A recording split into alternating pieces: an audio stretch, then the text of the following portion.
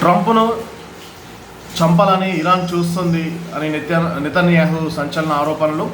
Iran Israel యుద్ధంతో పశ్చిమాసియాలో మళ్ళీ రగులుతోంది. దాడులు విరమించాలని అంతర్జాతీయ సమాజం కోరుతున్న రెండు దేశాలు పట్టు విడట్లేదు. అటు కాల్పుల విరమణ ఒప్పందంపై చర్చలకు నిరాకరిస్తున్నాయి.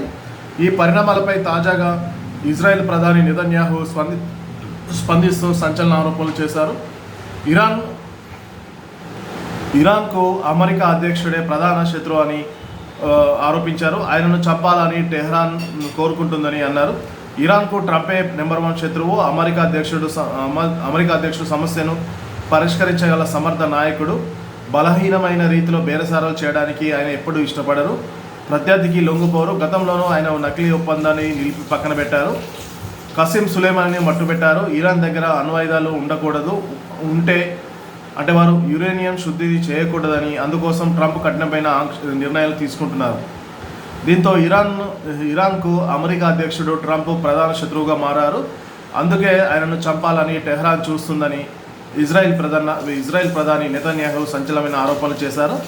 ఇరాన్ ప్రపంచ దేశాలన్నింటికీ పెనుముప్పుగా మారుతుందని ఇజ్రాయెల్ ప్రధాని దుయ్యబట్టారు. అందుకే దాడులు చేయడం తప్ప మాకు మరొక అవకాశం లేకుండా పోయిందన్నారు. ముప్పును సమూలంగా తొలగించుకునేందుకు తమ పోరాటం ఆగదని స్పష్టం చేశారు. ఈ దాడులతో ఇజ్రాయెల్ తమ సొంత ప్రజలను మాత్రం కాకుండా యావత్ ప్రపంచాన్ని రక్షిస్తుందన్నారు. అలాగే ఇజ్రాయెల్ జరుపుతున్న భీకర దాడుల్లో ఇరాన్కు భారీ నష్టమే వాటిల్లుతుంది. ముఖ్యంగా ఆ దేశ మిలిటరీ ఉన్నతాధికారులు వరుసగా ప్రాణాలు కోల్పోతున్నారు. ఇప్పటికే ఇరాన్ రెవల్యూషన్ గార్డ్ అధిపతి మరణించగా తాజాగా ఈ విభాగం intelligence chief brigadier general Mohammad Kazemi, ఆయన డిప్యూటీ జనరల్ హసన్ మహాక్కి కూడా మృతి చెందారు. ఈ విషయాన్ని నెతన్యాహు ఫాక్స్ న్యూస్కి ఇచ్చిన ఇంటర్వ్యూలో వెల్లడించారు. ఐఆర్జీసీ నిఘా విభాగం చెందిన మరో కీలక అధికారిని కూడా మట్టుపెట్టినట్టు తెలుస్తుంది.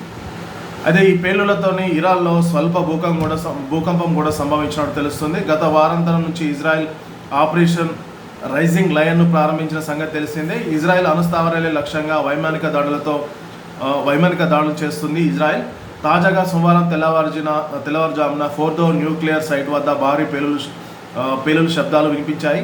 దీంతో స్వల్ప భూకంపం సంభవించినట్లు తెలుస్తుంది. ఇది తీవ్రత రిక్టర్ స్కేల్పై 2.5గా నమోదైనట్లు సమాచారం. ఇజ్రాయెల్ జరిపిన దాడుల్లో ఇప్పటి వరకు 14 మంది ఇరానియన్ అణుశాస్త్రవేత్తలు మరణించినట్లు ఇజ్రాయెల్ వెల్లడించింది.